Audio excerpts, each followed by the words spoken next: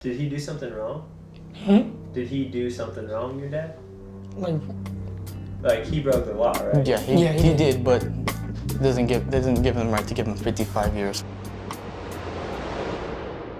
Last time we seen him in person, I think I was like 9 or 8. And how old are you now? I'm 17. Never thought I'd be here. I'm actually not supposed to be here. I'm supposed to be sitting in that prison cell for 40 more years. You know, it's not too often that people like myself get to go to the White House and talk about justice reform. All these prisoners going into the White House. Who would have thought? More breaking news tonight, and it's practically the definition of news when the unexpected happens. The Senate tonight taking bipartisan action on something substantial, overwhelmingly passing a major prison reform bill. We are poised to do this bill because of the deeply savage and broken criminal justice system that we have. Our federal minimum mandatory sentencing laws sometimes result in really weird results. Yeah. Like one young man in Utah who was sentenced to 55 years in prison for selling 3 dime bags of marijuana. That's ridiculous.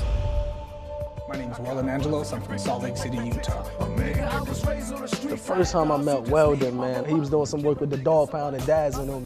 He was dope, you know, and back then, you know, I was a young MC, so if you was dope, we got out, we made music. That's why I did a record with him. I think we was probably gonna do 2 or 3 records together. We were together all the time. We was making records. So I got an album of Snoop getting ready to come out, but I was selling weed on the side. The police caught wind. They set up 3 stings. During the deals, police say Angelos had a gun in his possession. The initial charge was basically low-scale marijuana charge. 6 months later, we get new police reports. Now they're saying I showed him a gun or he saw a gun at the scene. I think that the original motivations for wanting a heavy sentence against him, hip-hop played a large role in that. They approached my attorney, Jerry Mooney, and they're like, we want Snoop Dogg. The government was trying to make Weldon look like he was a gang member. If we let this kind of a connection come to Salt Lake City, Utah, we will have invited moral corruption. They sound like part of the Bay Area Crips. There's no such thing. We were Ebola, and they had to keep us out. You know, so much of what's wrong with drug law in the United States is tied up in race. There's sentences that were enhanced because the target would be black men, and that looked good to politicians. So when you say the new Jim Crow, that's not hyperbole, that's objective fact.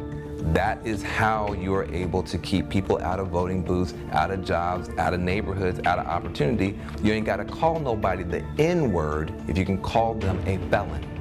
That's how that works. When I heard those guilty verdicts, my attorney looked at me and said, that's 55 years. The whole world was turned upside down. He got a whole lot of time and, you know, for the crime, it just didn't fit. He said, please help me, don't let me spend the rest of my life here. And I said, I won't. Lisa's Michael Jordan and Scottie Pippen because she never gave up and she stood in there for him.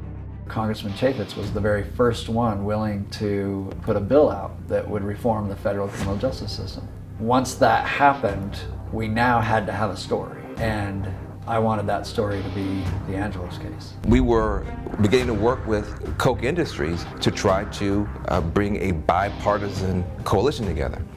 And it became very clear that Weldon's case was the motivating case for them. That was the moment they realized something needed to be done. When I first heard about Weldon's sentence, it was incredible. I thought something must be wrong. It's more than twice what the typical terrorist gets? Well, that wasn't the right thing to do, and the system forced me to do it. And it felt like I have to save his life. I'm not going to let politics prevent people from coming home to their families. He draws attention to all the things that are broken about this system. So much of it he represents in his one story about how the system has become a perversion of justice.